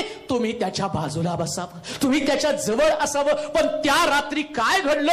याच्यातला एक यहूदा सैतानाच्या जाळ्यामध्ये अडकला. देवाचे प्रिय लोक, स्वतःला सांभाळा, स्वतःला सांभाळा. तुमचा यहूदा होऊ देऊ नका, तुमची फसगत होऊ देऊ नका. थोडासा मोह, थोडस आणि लाचारी, या जगातल्या थोड्याशा गोष्टी तुम्हाला देवाच्या मेजापासून दूर घेऊन जातील, तुम्हाला देवाच्या संगतीपासून दूर घेऊन जातील. देवाची योजना काय होती? काय होती देवाची योजना? वाचा बरं. माझ्या परीक्षांमध्ये माझ्या बरोबर टिकून राहिलेले. काय हो? त्याच्या परीक्षेमध्ये त्याच्या बरोबर टिकून राहा. आमेन. काय शिकवलं? शेवटच्या रात्री त्यानं परीक्षेमध्ये टिकून राहा. प्रत्येकाचं टेस्टिंग होणार आहे, मोह येणार आहे, प्रत्येकाला तपासलं जाणार आहे. असं नाही की तुम्ही ख्रिस्ताचे शिष्य आहे म्हणून सगळ्या गोष्टीवरती आणि तुमच्याकडे ते येणारच नाही. अहो, सैतान बाकीच्या बाहेरच्या लोकांना पकडत नाही, तो देवाच्या लोकांनाच पकडतो. आणि दुःखाची गोष्ट, देवाचे लोक जाळ्यात अडकतात. देवाचे लोक जाळ्यात अडकतात. यहूदा जाळ्यामध्ये अडकला. 12 शिष्य त्याच्या मेजाच्या जवळ त्याच्या बाजूला असावेत. आणि नुसतं बाजूला असून काय करावं त्यांनी? पुढे लिहिले पहा. माझ्या परीक्षांमध्ये माझ्या बरोबर टिकून राहिले तुम्हीच आहात. जसे माझ्या पित्यानं मला राज्य नेमून दिलं, तसे मीही तुम्हास नेमून देतो. शेवटच्या रात्री काय घडलं? देवानं त्याचं राज्य वाटून दिलं. कोणाला? जे परीक्षेमध्ये टिकून राहिले त्यांना. परीक्षेमध्ये टिका ना. आध्यात्मिक परीक्षेमध्ये तुमची ज्यावेळेस तुमची चाचपणी केली जाती ना, येशू शेवटच्या रात्री शिष्यांशी बोलत नसताना 2 घटना घडत आहे. एक मनुष्य 30 रुपयासाठी येशूला धरून देतो आणि राहिलेल्या 11 तो उत्तेजन देतो. त्या यहुदा संबंधानं बोलत नाही, त्याला माहिती हा धरून देणार आहे. आज मला हजारो ऐकत आहेत, मला माहिती आहे हजारो लोक ऐकत आहेत त्याच्या माध्यमातून. पण एवढ्या सगळ्यांमध्ये एक यहुदा नक्कीच असणार आहे की जो मोहाला बळी पडणार आहे. कदाचित पुष्कळ यहुदा असतील, पण जे परीक्षेमध्ये टिकून आहे त्यांना तो म्हणतो तुम्ही माझ्या जवळ असणार आहे. शेवटच्या रात्री काय बोलला तो? तुम्ही परीक्षेत राहा बर का, परीक्षेत टिकून राहा. शिष्य आपल्याला स्वतःला सांभाळायला लागले, कारण तिथं असं लिहिलं तो म्हटलं तुमच्यातला एक जण मला धरून देईल. त्या शिष्य आपापसात कुजबूज, मी तर नाही ना. काय घडायला पाहिजे माहिती का? आज बसल्या बसल्या तुमच्या डोक्यात, सगळ्यांच्या डोक्यात हाच विचारायला पाहिजे, मी तर नाही ना यहुदा, मी तर प्रभूला धरून दिलं नाही ना, मी तर मोहाला बळी पडलो नाही ना, मी तर मोहाला बळी पडले नाही ना, मी सैतानाच्या जाळ्यामध्ये अडकलेली व्यक्ती आहे का? सैतान मला पकडत आहे का? माझं राज्य माझ्यापासून काढून घेत आहे का? अहो ज्यानं येशूला सोडलं नाही तो म्हटलं हे जगातलं राज्य मी तुला देतो, मला नमन कर. शद्रक मेशक अबेदनगोला म्हटले या भट्टीतनं सुटायचं असेल तर मूर्तीला नमन कर. राजा सिंहाच्या गुहेमध्ये टाकताना दानिएलला म्हणतो, दानिएला या सिंहाच्या गुहेतनं बाहेर पडायचं तर पहिल्यांदा आपल्या देवाची उपासना करण्याचं बंद कर. महिनाभर आपल्या देवाची उपासना करू नकोस. आज तुम्हाला देखील उपासनेपासून तोडणाऱ्या असंख्य गोष्टी आहेत. मग कदाचित ते तुमचे आर्थिक प्रश्न असेल, तुमचं आरोग्य असेल, कदाचित तुमचे भावनिक प्रश्न असतील. काही पण होऊ द्या, काही पण होऊ द्या, फक्त परमेश्वराला विश्वासू राहा. फक्त देवाला विश्वासू राहा, कारण तो विश्वासू आहे. बाकी कोणी जगामध्ये विश्वासू नाही, कोणी नाही, कोणीच नाही. देवच विश्वासू आहे. आणि देवाला त्याला विश्वासू असणाऱ्या लोकांची गरज आहे. कोण विश्वासू? जो देवाला सोडत नाही तो विश्वासू बर का. देवाला नाही सोडलं पाहिजे. अहो बाकीच्या गोष्टी येतील आणि जातील. दानिएलाचा राजा आणि दानिएल यांचं नातं खूप स्नेहाचं आहे, प्रेमाचं नातं आहे. असं लिहिलंय तिथं की दानिएल त्याला गुहेमध्ये टाकताना राजाला वाईट वाटलं. रात्रभर राजा झोपू शकला नाही. सकाळी उठून दानिएलला तो म्हणतो, दानिएला परात्पर देवाच्या पुत्रा, तुझ्या देवानं तुला वाचवलं का? दोघांचं नातं खूप सुंदर आहे, पण त्याला माहितीये माझं देवाबरोबरचं नातं ते महत्वाचं आहे. बस. कोणाशी तडजोड करत आहात? 30 रुपयासाठी? एका बाजूला जग ठेवा आणि दुसऱ्या बाजूला देव ठेवा. देवालाच निवड करा भैयानो. यहुदानं 30 रुपयाची निवड केली. त्या रात्री घडलं काय? त्यानं शुल्लक असणाऱ्या 30 रुपयासाठी येशूला विकलं. त्याला हे माहिती होतं येशूच्या, त्याला बरं मुळात येशूनं त्याला दानकोशावरती खजिनदार म्हणून नेमलेलं होतं आणि तो काढत पण होता. लिहिलं तोच पैसे चोरत होता, पण त्याला ते कळलंच नाही ना. सैतान ज्यास एखाद्याच्या डोळ्यावरती पट्टी लावतो ना, त्यास त्याला देव दिसत नाही, बाकीचे शिष्य दिसत नाही. त्याला हे पण कळलं नाही हा निर्दोष व्यक्ती आहे, ज्यानं 3.5 वर्ष मला शिक्षण दिलं, यानं 3.5 वर्षामध्ये इतकं गूढ रहस्य प्रगट केलं आणि मी आता त्यालाच धरून चाललेलो का? सैतानानं डोळ्यावरती पट्टी लावली. अंतिम दिवसामध्ये अनेक लोकांच्या डोळ्यावर अशाच प्रकारची पट्टी आहे, जी शेवटच्या रात्री येशूने पाहिली. या यहुदाच्या डोळ्यावरती त्या ठिकाणामध्ये पट्टी आहे. अजून एक वचन वाचा, 14 ते 23 पर्यंतची वचन वाचा. लुकाचं शुभवर्तमान. पहिली घटना यहुदानं फितुरी केली. त्यानंतर दुसरी गोष्ट 7 ते 13 वचन वाचा बरं. 7 ते 13 दुसरी गोष्ट. नंतर ज्या दिवशी वलांडणाचा यज्ञ पशु मारावयाचा तो बेखमीर भाकरीचा दिवस आला, तेव्हा त्यानं पेत्र व योहान यांना असे सांगून पाठवलं की आपण वलांडण सणाचं भोजन करावं, म्हणून तुम्ही जाऊन आपल्यासाठी तयारी करा. ते त्याला म्हणाले आम्ही त्याची तयारी कोठे करावी म्हणून आपली इच्छा आहे. त्याने त्यांना सांगितले. बस, आता बाकीच्या गोष्टी वाचणार नाही, पण पहिली घटना यहुदाची फितुरी. दुसरी घटना जे तुम्ही 2 भाग त्याच्यामध्ये कराल, एक जो भाग ज्याचा सैतानानं ताबा घेतला तो यहुदा. तसं अनेक लोकांच्या जीवनामध्ये हा सैतान ताबा त्यांचा घेतलेला आहे. त्यांची बाप्तिस्मे झालेले असतील, ते ख्रिस्ताबरोबर चालत असतील, त्यांचं ते चर्चला जात असतील, ते देवाचे विश्वासणारे म्हणून प्रार्थना करत असतील, पण प्रश्न आहे तुम्ही येशूला विकत आहात का? विकला आहे का? तडजोड केली का? जिथं तुम्हाला देवाला बिलगून राहायचं तिथं तुम्ही कशाची निवड केली, कोणत्या गोष्टीची निवड केली, त्याचा प्रश्न तुम्हाला विचारणं स्वतःला गरजेचं आहे. आणि त्या प्रश्नाचं उत्तर मिळाल्यावर तुम्हाला कळतं मी यहुदा आहे. मग यहुदाचं जे आणि जे नुकसान झालं किंवा जे अहित यहुदाचं झालं ते 100% होणार आहे. त्याची भरपाई कोणीच करू शकणार नाही, तुम्हाला कोणीच वाचवू शकणार नाही, तुमचा बचाव करण्याची ताकद कोणामध्ये नाही. आणि बाकीचे राहिलेले किती शिष्य? 11. लक्षात घ्या, एकीकडे येशू म्हणतो बोलावलेले पुष्कळ, निवडलेले, आणि शिष्यांच्या बाबतीमध्ये तयारी करणारे 11 आहेत आणि जाणारा फक्त एकच आहे. असे शिष्य बना जे ख्रिस्ताच्या राज्याची तयारी करणारे असले पाहिजे. आदल्या रात्रीचं रहस्य काय? त्या शिष्यांना सांगितलं, जा वल्हांडणाच्या सणाची तयारी तुम्ही करा. आणि असं ती त्या ठिकाणात सांगितलं. ज्या वेळेस तुम्ही त्या ठिकाणात ते म्हटलं कुठं तयारी करावी, तर म्हटलं समोरच्या गावामध्ये जा, आणि जात असताना एक मनुष्य खांद्यावरती घागर घेऊन जाताना तुम्हाला दिसेल. ज्या घरामध्ये आणि तो घागर घेऊन जाईल त्याच घरामध्ये आणि तुम्ही प्रवेश करा, आणि त्या घराचा जो मालक आहे त्याला सांगा गुरुजींना वलांडण्याचं भोजन करायचं, आणि माडीवर, आणि ती सजवलेली खोली कुठे त्यास तो तुम्हाला माडीवरती सजवलेली खोली दाखवेल. आदल्या रात्री काय घडलं? आदल्या रात्री एकानं ख्रिस्तासाठी माडीवरतीच खोली सजवलेली होती. काय घडलं त्या रात्री? माऊंदी आणि माऊंदे थसलेला, ज्याला तुम्ही माऊंदी तसदी म्हणता, त्याच्यामध्ये एकानं येशूला वधस्तंभी धरण्यासाठी 30 रुपयाला विकलं. आणि बायबल सांगतं की त्या ठिकाणामध्ये येशूचे शिष्य आणि ते गेले आणि त्यांनी ख्रिस्तासाठी सजवलेली खोली मात्र शोधून काढली. तुम्ही ख्रिस्तासाठी सजवलेली खोली शोधत आहात का तुम्ही ख्रिस्ताला धरून देण्यासाठी यहुदासारखं येशूपासून फारकत करून घेत आहात?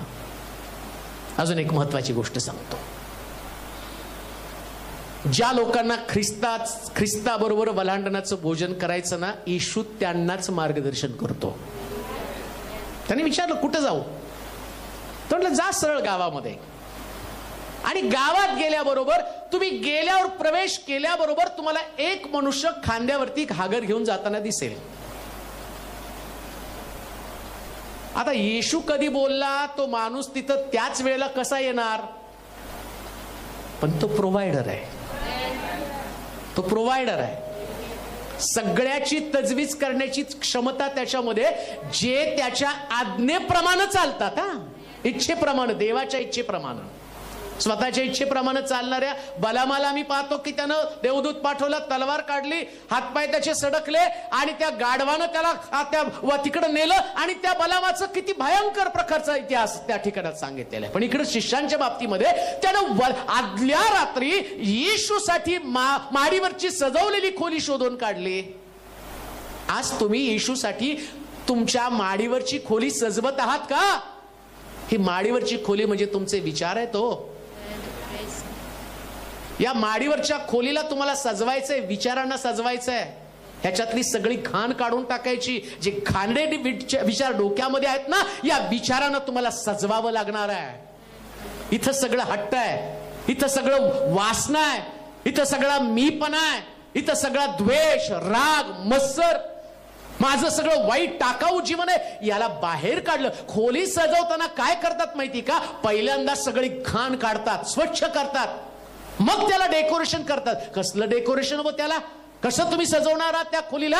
शास्त्र सांगतं, गलतीकाराच्या पत्रात सांगितल्याप्रमाणे आत्म्याची फळं आणि दानं,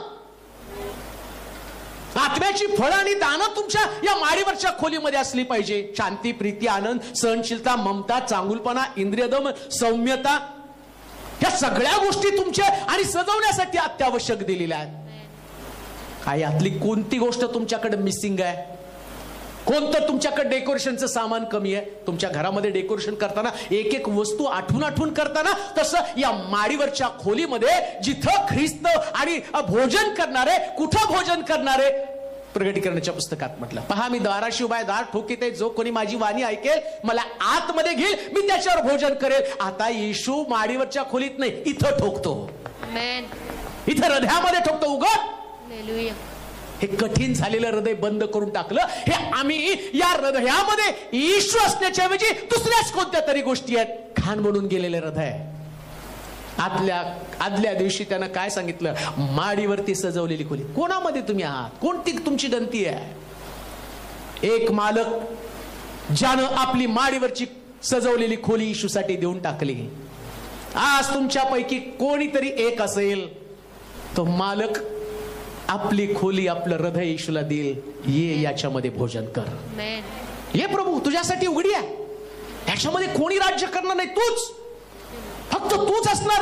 हृदय ये तू माझ्या येशू, होसांना मी गाईन. हे माझ्या हृदयामध्ये, ही माझ्या जीवनामध्ये कंट्रोल तू कर. ख्रिस्ताला आतमध्ये घेऊन तर पहा.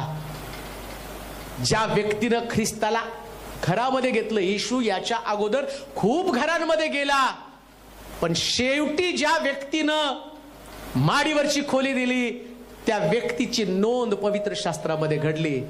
2 नोंदी झाल्या. एकानं 30 रुपयाला येशूला विकलं, त्याची नोंद पण पुसली गेली नाही. आज ऐकणारे पुष्कळ लोक असतील, परमेश्वर त्यांच्या संबंधाने बोलत आहे, जो मला विकेल त्याला पण जग विसरणार नाही, आणि जो माझ्यासाठी खोली सजवेल त्याला पण जग तो येईपर्यंत विसरणार नाही. कोणच विसरलं जाणार नाही.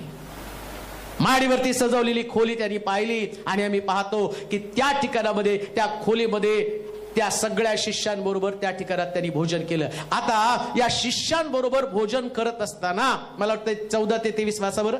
शेवटले भोजन. शेवटले भोजन. नंतर वेळ झाली तेव्हा तो जेवावयास बसला. जेवायला बसला व त्याच्या बरोबर प्रेषितही बसले. प्रेषित पण बसले. तेव्हा तो त्यांना म्हणाला, काय घडलं आदल्या रात्री? बर का, लक्षात घ्या काय त्यात रात्री घडलं होतं. मी दुःख भोगण्यापूर्वी हे वलांडनाचे भोजन तुम्हा बरोबर करावे. तुम्हा बरोबर करावं अशी माझी फार उत्कट इच्छा आहे होती.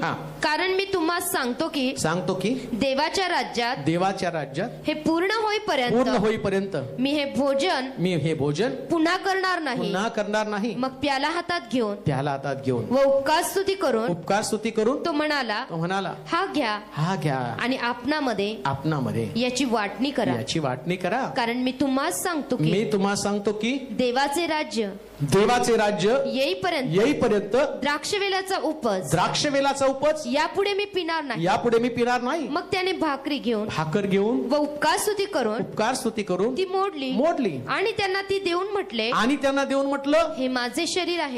आता या सगळ्या घटनात जे प्रबोधनाचा विधी आपण केला, त्याच्यात सहभागी झालो, त्यातलं गांभीर्य पण मी तुम्हाला सांगितलं.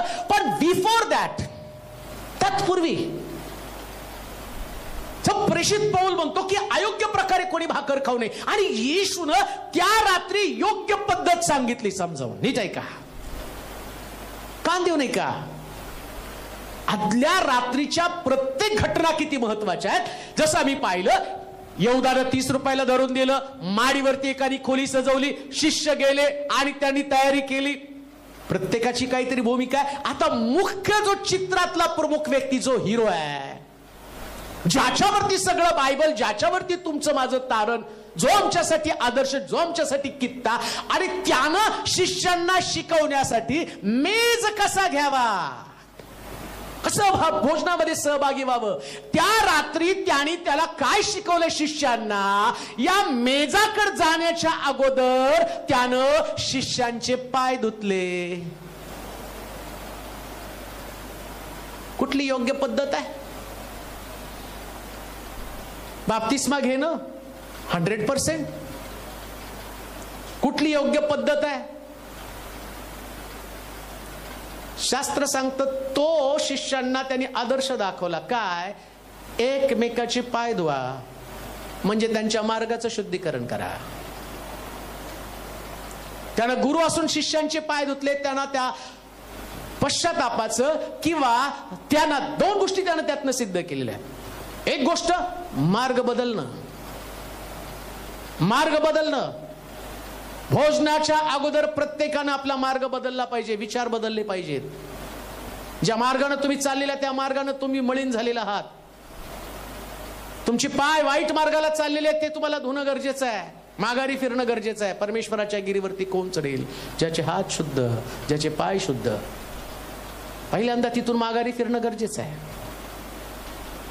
येशू ख्रिस्त पुनरुत्थित झाल्यावरती ना आम्ही पाहतो की अमावस्या वाटेकडे जाणाऱ्या 2 शिष्याला येशूने परत आणलं. माघारी आले ते, त्यांनी पाय धुतले होते, परत ते अमावस्याकडे गेले होते, पण येशूने त्यांना परत माघारी आणलं. माघारी फिरणं फार महत्वाचं आहे. दुसरी महत्वाची गोष्ट, माडीवरती त्या शेवटच्या रात्री काय घडलं? माउंट द थर्सडेला, ज्याला तुम्ही म्हणता माउंट द थर्सडे, पण तो माउंट द थर्सडे काय होता? त्यानं शिष्यांचे पाय धुतले आणि सगळ्यांसमोर तो नम्र झाला. प्रियानो,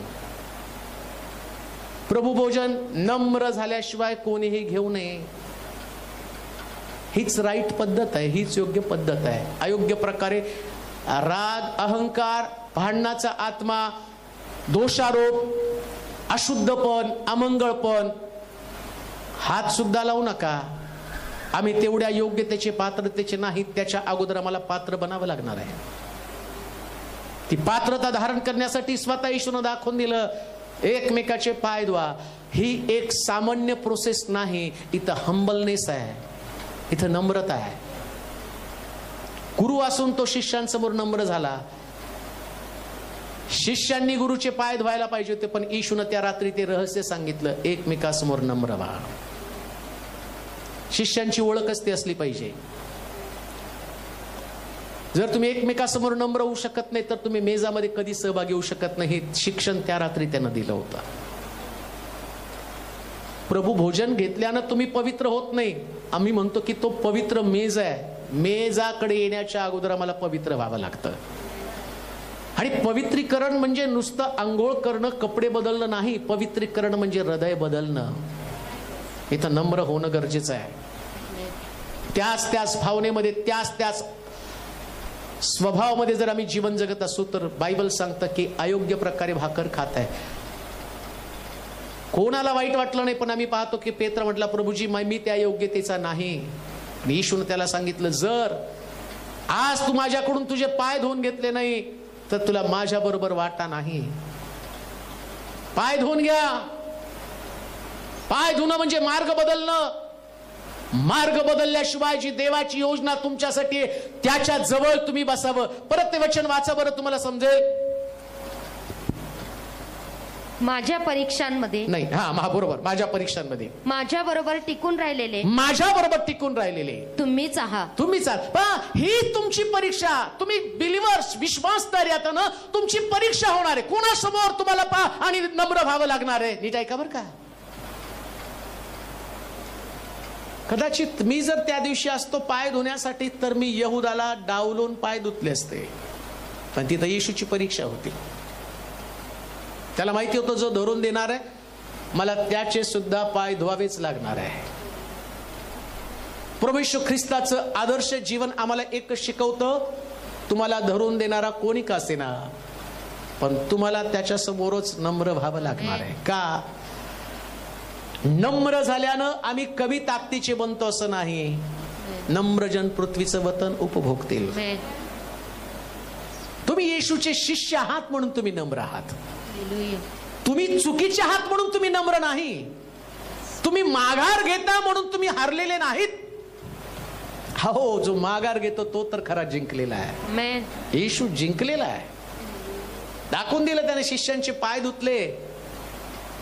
पाय धुवा एकमेकाचे. एकमेकासमोर नम्र बना. शिष्य या नात्यानं कधी तुमचं राज्य येऊ देऊ नका. देवाचं राज्य चाललं पाहिजे. देवाची इच्छा व्हायला पाहिजे. काय घडलं त्या रात्री? त्यानं शिष्यांचे पाय धुतले, नम्र झाला तो, आणि शिष्यांना शिकवलं, प्रभू भोजनाच्या अगोदर तुम्ही एकमेकाचे पाय धुवा. आज बरेच लोक पाय धुण्याची प्रोसेस करतील, पण ते नको. ते धुवा, हरकत नाही, धुतले तर छान आहे, पण त्याच्यापेक्षा इथं धुवायला सुरुवात करा ना. इथं जर झालं ना सगळं रिपेरिंग, संपलं. इथं व्हायला पाहिजे सगळं. म्हणून मेस पण आहे, प्रोसेस आहे ती. गुरुवारी घ्यायला पाहिजे म्हणून लोक जातात. आज माऊंदी गुरुवारे प्रबोधन असणारे म्हणून जाणारे नाही हो. आधी पाय धुवा ना, जे प्रभूनं केलं ते करा ना. आधी नम्रता येऊ द्या ना, तोडा स्वतःला. अहंकार तुटला पाहिजे, मीपणा तुटला पाहिजे, गर्व तुटला पाहिजे. देवाचा पुत्र असताना मानवाचे पाय धुत होता, जे धरून देत आहेत त्याचे पाय धुत होता, जो शिव्या देत होता येशूला त्याचे पाय धुत होता. त्याला सगळं माहिती, हा पेत्र मला 3दा नाकारणार आहे, त्याचे पण त्यानं पाय धुतले. पुढं माझ्या बस त्याच्यातला अजून एक पॉइंट मला सांगायचा आहे.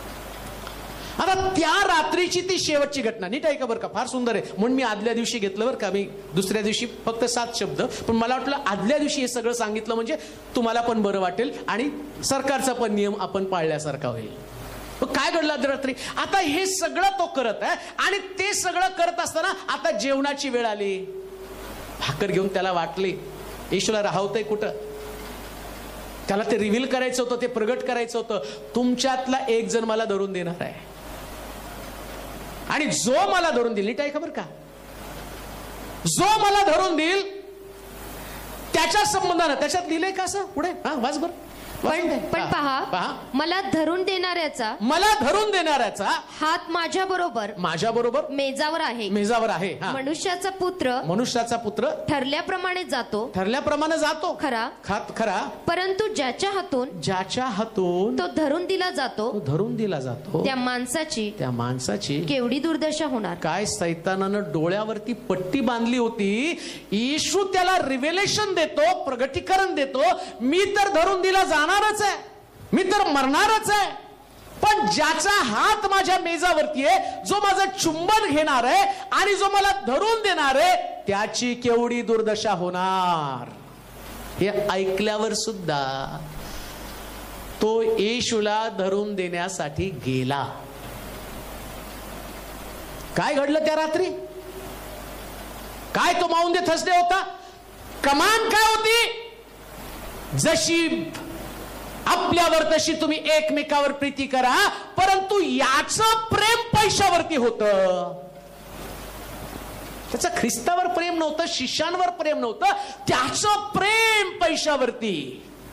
आमच्या जीवनामध्ये एक असं कुठलं तरी प्रेम आहे जे देवाचं नाहीये.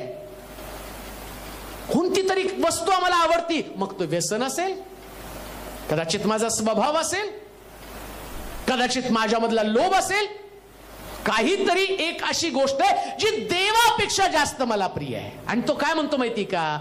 मी तर वधस्तंभी जाईल, पण जो मला धरून देईल त्याची केवढी दुर्दशा होणार. नीट ऐका, ख्रिस्त तर वधस्तंभी गेलाच, त्याची किंमत चुकवली. ख्रिस्त वधस्तंभी गेला, माझं तारण झालं, मला मुक्ती मिळाली, पण जो ख्रिस्ताला विकतो त्याची केवढी दुर्दशा होणार. 11 शिष्य वाचले, 12वा यहुदा मात्र येशूला धरून देण्यासाठी निघाला आणि तो बोलत असताना सुद्धा त्याचं मन उघडलं नाही. नीट ऐका, देवाचं वचन ऐकणारे देवाच्या संतगणांनो, इतकं पण मन कठोर होऊ देऊ नका जसं यहुदाचं मन कठोर झालं. प्रभू त्याला बोलत असताना सुद्धा त्याचे डोळे उघडले नाहीत. अम्माऊच्या वाटेकडे जाणाऱ्या शिष्यांचे डोळे उघडले, ते परत यरुशलेमेत आले.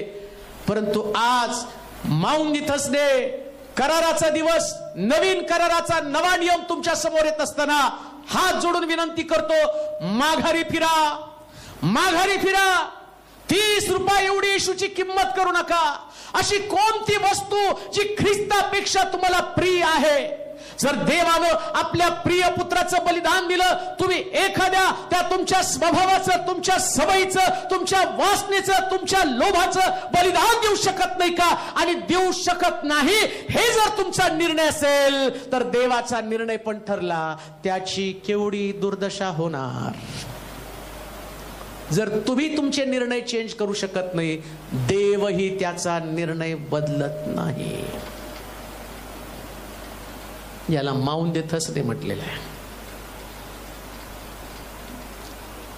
याला म्हटलेले माऊंदी गुरुवार. त्या गुरुवारी प्रभूनं घेतलेले निर्णय.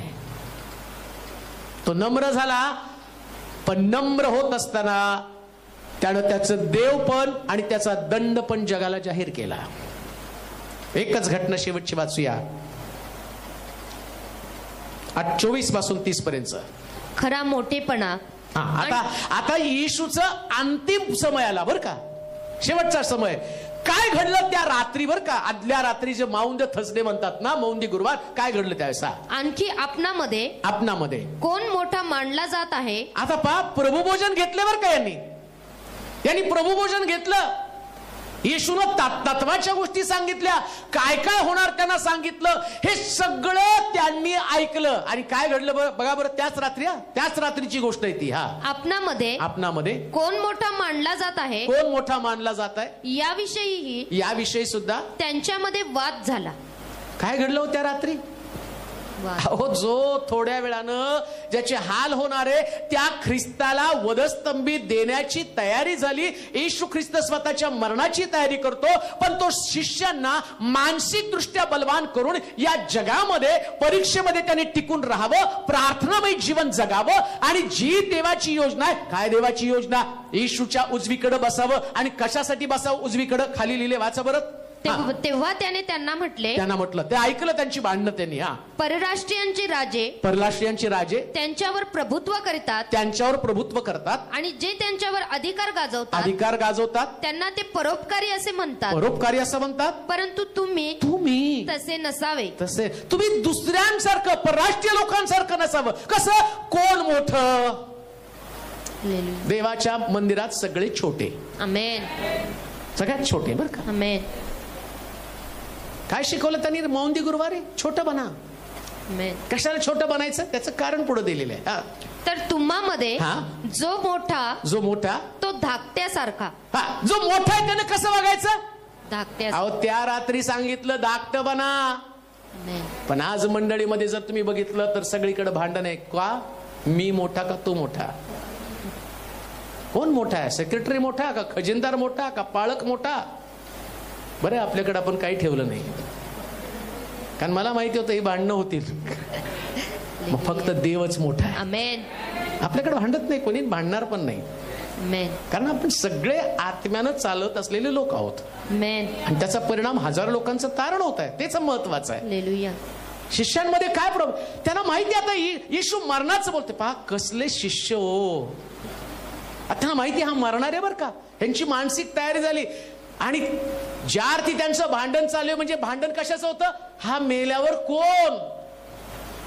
किती कठोर आहेत नाही का? किती कठोर आहेत.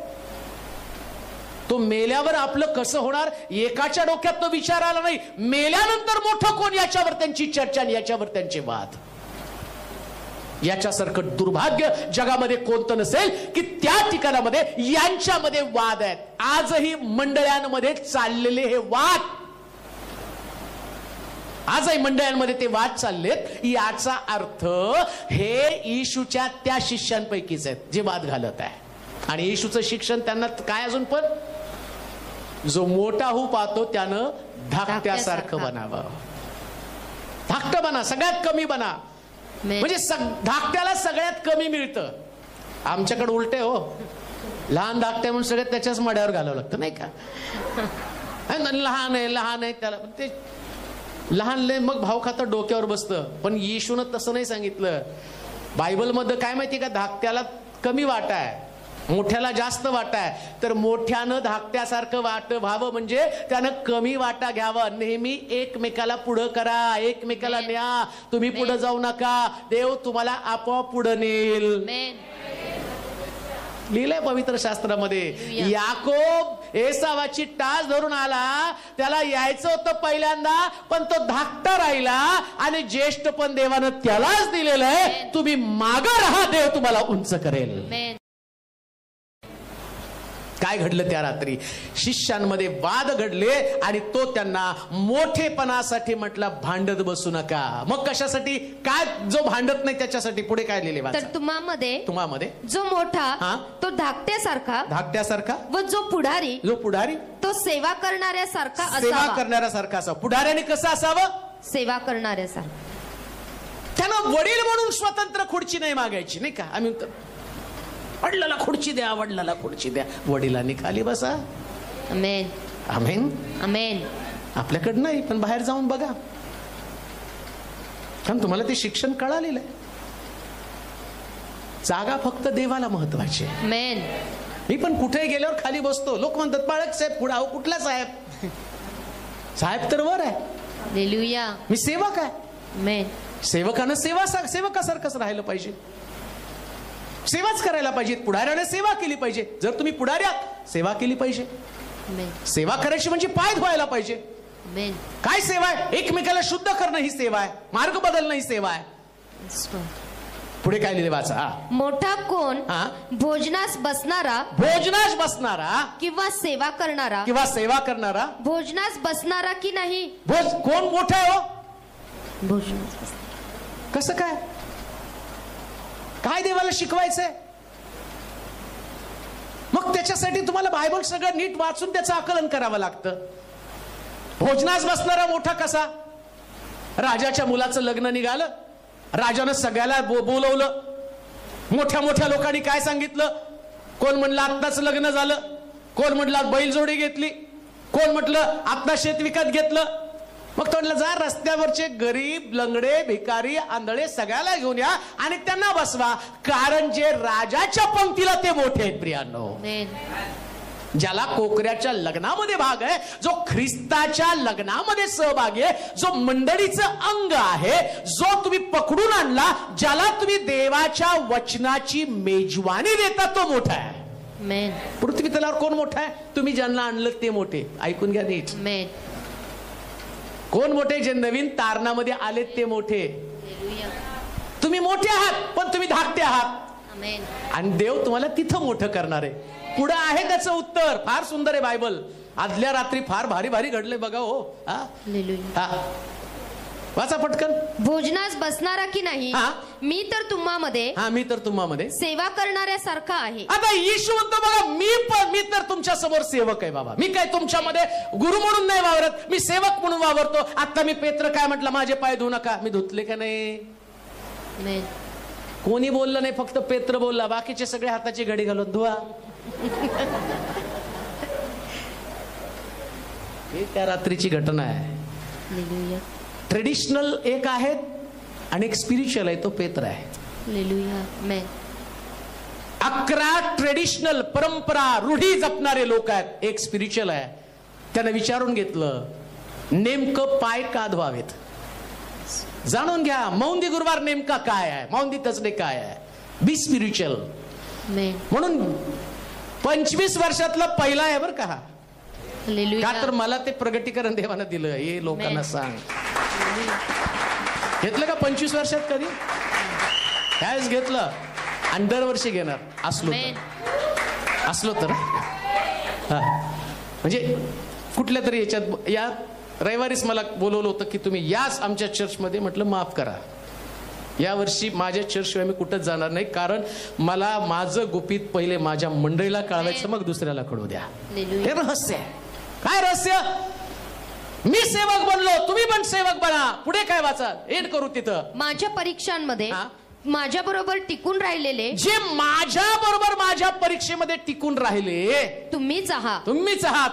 जसे माझ्या पित्याने मला राज्य नेमून दिले, राज्य नेमून दिलं, तसे मी पण तुम्हास नेमून देतो. तुला आम्हाला नेमून देतो. यासाठी की, कशासाठी की तुम्ही माझ्या राज्यात माझ्या मेजावर खावे व प्यावे. अजून आणि राजासनावर बसून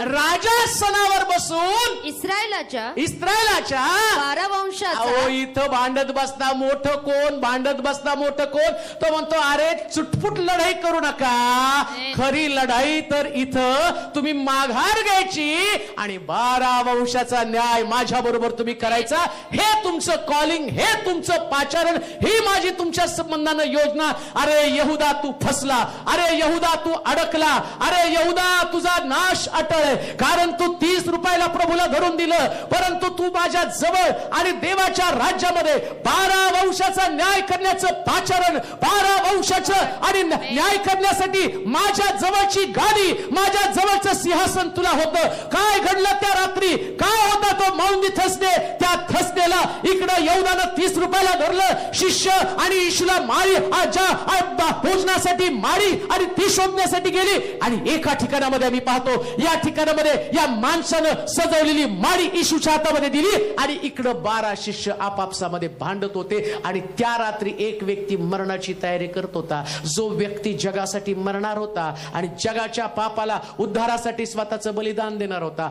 आज रात्री असे कोण कोणत्या कॅटेगरीमध्ये कसल्या प्रकारचे लोक आहेत? यहुदासारखं धरून देणारे का माडीची तयारी भोजनाची तयारी करणारे? याच्यासाठी तुमचं अंतःकरण उघडून आणि तुम्ही स्वतःला तयार करणारे लोक आहात का तुम्ही आपापसामध्ये भांडत बसत? जे देवाचा उद्देश देवाची योजना तुम्ही घालून बसलेले, कोणत्या योजनेसाठी तुम्ही तयार आहात? यहुदासारखं पोट फोडून मरायचंय का पेत्रा बरोबर नाकारल्यावर पुन्हा प्रभूला स्वीकारून त्याच्या बरोबर उभं राहून मरेपर्यंत प्रभूची सेवा केली? तो म्हटला, जो परीक्षेमध्ये टिकतो ते तुम्ही नेहमी माझ्याजवळ राहणार आहात. परीक्षेमध्ये पडू नका. म्हणून येशू शेवटी जाताना तिघांना वर घेऊन गेला आणि डोंगरावरती जाऊन शेवटची प्रार्थना करताना म्हटलं, जागृत राहणी प्रार्थना करा, तुम्ही परीक्षेत पडू नये म्हणून प्रार्थना करा. प्रार्थनेचं जीवन सोडू नका. काय घडलं त्या रात्री? कोणी विकलं, कोणी येशूचं चुंबन घेऊन तो निघून गेला. येशूने शिष्यांचे पाय धुतले, तो नम्र झाला. आज रात्री आम्हाला यातली एक गोष्ट करायची, त्याच्याशिवाय आम्हाला जायचं नाही. वर्षानुवर्ष हा दिवस येतो आणि जातो. प्रश्न तोच आहे, दिवस गेला, आम्ही बदललो का? आम्ही जर चेंज झालो नाही तर ख्रिस्ताला प्रतिवर्षी वधस्तंभी द्यावं लागतं, पुन्हा त्याला यातना भोगाव्या लागतात, पुन्हा त्याला दुःख सहन करावं लागतं. पण आता ख्रिस्ताला आम्ही वधस्तंभी देणार नाही, त्याला आमच्या हृदयात घेऊन आम्ही बाहेर पडणार आहोत. आपल्या जागेवरती आपण उभं राहूया, आपले डोळे बंद करूया. देवाचं वचन आपल्याकडे आलेलं आहे. खऱ्या रीतीनं त्यानं आमच्या हृदयाचा ठाव जर घेतला असेल, 12 शिष्य भानातनं गेलेले होते. प्रभू काय बोलतो त्यांच्याकडे त्याचं लक्ष नव्हतं. एवढं सगळं ऐकून सुद्धा त्याला ख्रिस्ताच्या मरणाचं थोडं सुद्धा गांभीर्य नव्हतं. आज अशाच प्रकारे पुष्कळ लोकांना देव आव्हान करत आहे. वर्षानुवर्ष माझ्या मृत्यूची घोषणा होत आहे, पण किती परिवर्तन स्वतःमध्ये करून घेतलं. यहूदा, परमेश्वरानं ठरवल्याप्रमाणे देवाचा पुत्र तर मरणारच आहे, पण जो देवाच्या पुत्राला धरून देईल त्याची केवढी दुर्दशा होणार. त्याच्याबरोबर परीक्षेमध्ये टिकून सिंहासनावर बसून देवाबरोबर राज्य भोगणार का यहूदा सारखं 30 रुपये मंदिरामध्ये टाकून फास लटकून माझ्या जीवनाचा समारोप मी करणार? याचं उत्तर आज रात्री मला शोधायचंय. हे सर्वसमर्थ देवा, हे गौरवशाली महाप्रतापशाली राजा, माफ करा, मला क्षमा कर प्रभूजी. मनापासून तुझ्याकडे क्षमा मागतो. असंख्य चुका, असंख्य दोष आमच्यामध्ये आहे. मंडळीचा पाळक या नात्याने या मंडळीला मी तुझ्या स्वाधीन करत आहे. एक परिपूर्ण परिपक्व मंडळी बनवत आहे. अजून बनव देवा. गेली 25 वर्ष या मंडळीला तू चालवलं, तू हात सोडला नाही. आता या मंडळीला प्रौढतेप्रत तू घेऊन आलेला आहेस. एकेकाला मॅच्युअर्ड बनव. कोणताही आत्मा गमावला जाऊ दे नकोस राजा. जे लोक युट्यूबच्या माध्यमातून, फेसबुकच्या माध्यमातून, गुगल मीटच्या माध्यमातून इथं सहभागी झाले, आज त्यांना तोड, त्यांना तोड प्रभूजी. काही चुका असतील, काही दोष असतील तर त्यांचे दोष त्यांच्यापासून काढून टाक आणि त्यांना तुझ्यावरती प्रेम करणार अंतःकरण दे. आता पुन्हा यहूदा नको, आता पुन्हा ते शिष्य नको जे आपापसात भांडत